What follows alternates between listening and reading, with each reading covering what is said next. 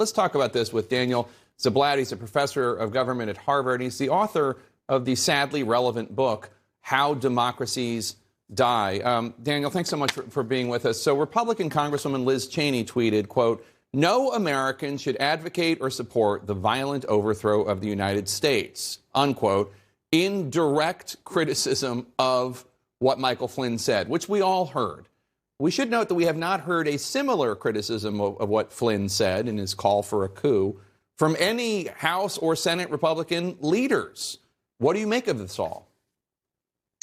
You know, in our book, How Democracies Die, one of the points we make is that one of the key actors who can kill a democracy are the semi-loyal opposition. That is, people who play both sides of these issues.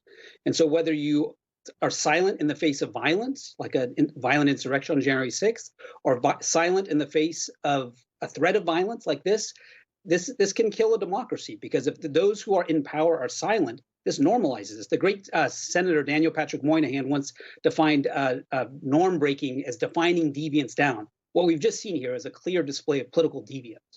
Right. So what you seem to be suggesting is that people like Kevin McCarthy, Mitch McConnell, people who are not calling for a coup, by not criticizing it the way that Liz Cheney and others have, in your view, they are trying to straddle both the pro-coup and the anti-coup worlds, which is dangerous in your view.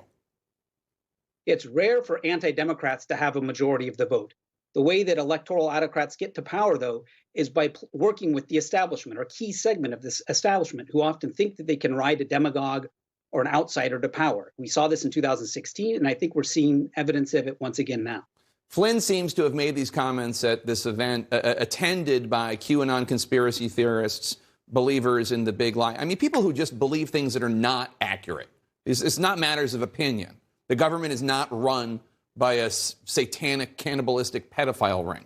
But we saw on January 6th what lying to the American people, to this segment of the American people, can do. Yeah, again, you know, throughout history, there's always been people who believe crazy ideas. I mean, go back to the 1920s, 1930s. Henry Ford had a huge following. He was an anti-Semite. Father Coughlin, the right-wing radio personality, had millions of listeners. What's different today is that you have one of our two major political parties not distancing themselves from this kind of nonsense. And that's really, again, when democracies get into trouble. There's always going to be people who find kind of insane ideas plausible. What's unusual is to have people in positions of responsibility advocating for this stuff, or even remaining silent in the face of it, is just as dangerous, I think. We all watched as Trump and his supporters, who are in the government or in the campaign, tried to overturn the election. They did it through the platform of Fox and other channels with just spreading lies. They did it in courtrooms before election boards. Ultimately, they did it on January. They tried to January 6th.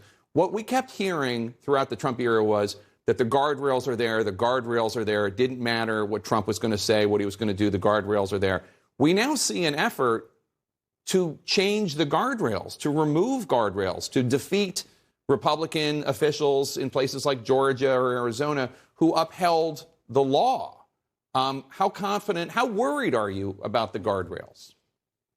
Extremely worried. You know, I think a lot of us felt that at least our electoral institutions worked in November 2020. And as painful as the transition was in January, there was a transition of power. But I think what we've seen since January 2020 is that Republicans haven't suffered anything from their base. And in fact, they've been rewarded for supporting the big lie.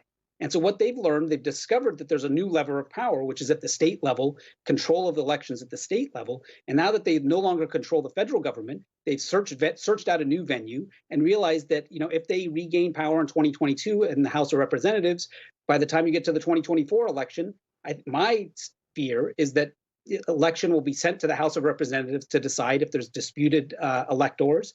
And you could very well imagine a situation where 2020 and the January 2021 crisis was a dress rehearsal for what's to come in 2024. Yeah, I asked Liz Cheney if she thought Kevin McCarthy as Speaker would stand by upholding the rule of law and the U.S. Constitution, or if he would accede to Trump's will. And she basically said, accede to Trump's will. She said, you judge somebody by their past actions. On a scale from 1 to 10, how worried are you about democracy? Terrified is 10.